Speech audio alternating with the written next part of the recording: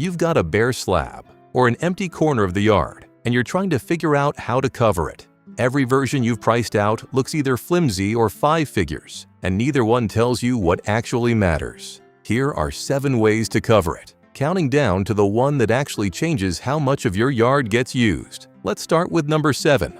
Number 7. The attached lean-to-cover. Almost every homeowner starts here. A roof attached to the house, right off the door, so you step outside and you're already covered. No walking, no getting rained on between the door and the chair. A basic DIY lean-to, framed off your existing roofline with polycarbonate panels on top, runs $400 to $1,200, the cheapest square footage of shade you'll ever buy. The trade-off: the closer your only shaded space sits to the door, the less of your yard actually gets used. Once there's a comfortable spot 2 steps from the kitchen, most people never walk past it, and the rest of the property just turns into grass you mow. Good for small yards, or anyone who mainly wants quick daily shade for coffee or the grill. If your yard has any real depth to it, that unused space is exactly what number 6 solves.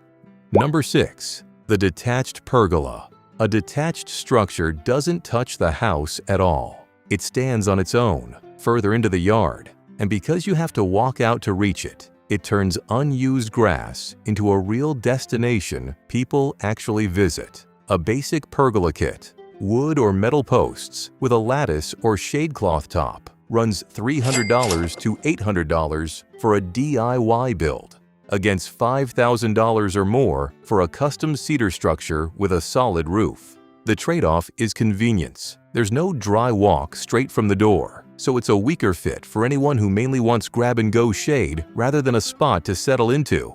If putting up any structure at all feels like too much right now, there's a cheaper way to get that same destination. Number 5. The uncovered destination. Not every destination needs a roof over it. A fire pit ring or a gravel seating circle does the same job as a pergola. It gives people a reason to walk further into the yard. A basic steel fire pit ring with a few pavers underneath runs $50 to $150. An afternoon project with a shovel and a level. The trade-off is obvious. No roof means no shade. So this solves the nowhere else to sit problem, not the sun problem. Great for small lots where a full structure won't fit. If daytime sun is actually your bigger issue, the next option handles that instead.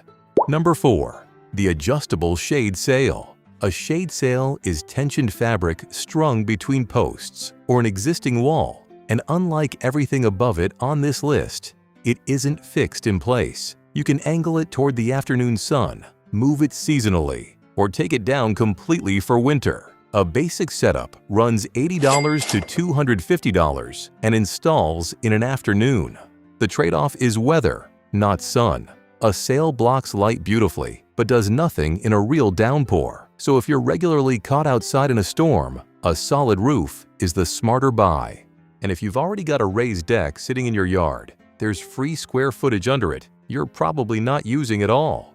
Number 3. The space under your existing deck. If your house has a raised deck, the space underneath is probably just storing a lawnmower and some pool noodles right now. Waterproof it properly, and that same space becomes a second covered living area without a single new post going into the ground.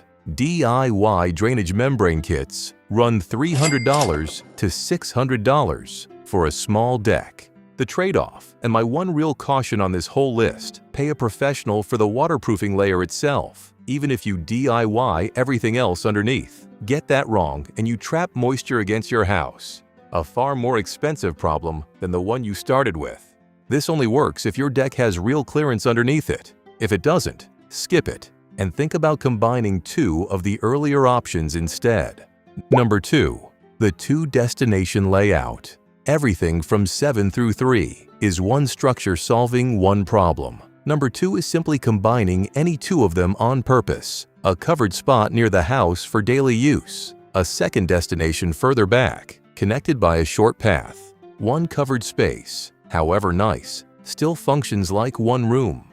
2 connected spaces function like a house with a second room in it. which is what actually makes a yard feel bigger without adding a single square foot of lot size.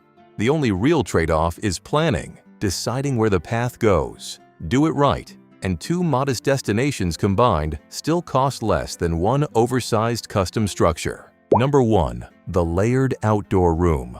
Everything on this list has really been building toward one idea. Not one bigger structure, but a few smaller ones working together, each solving a specific problem the last one created.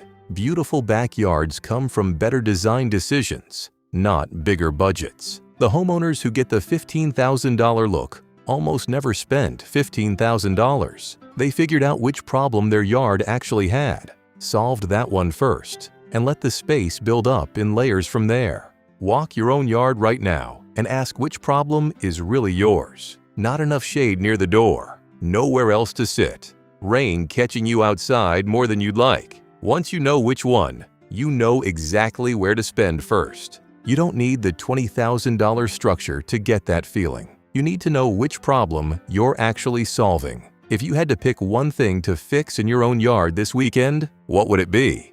Tell me in the comments and subscribe if you want more of these.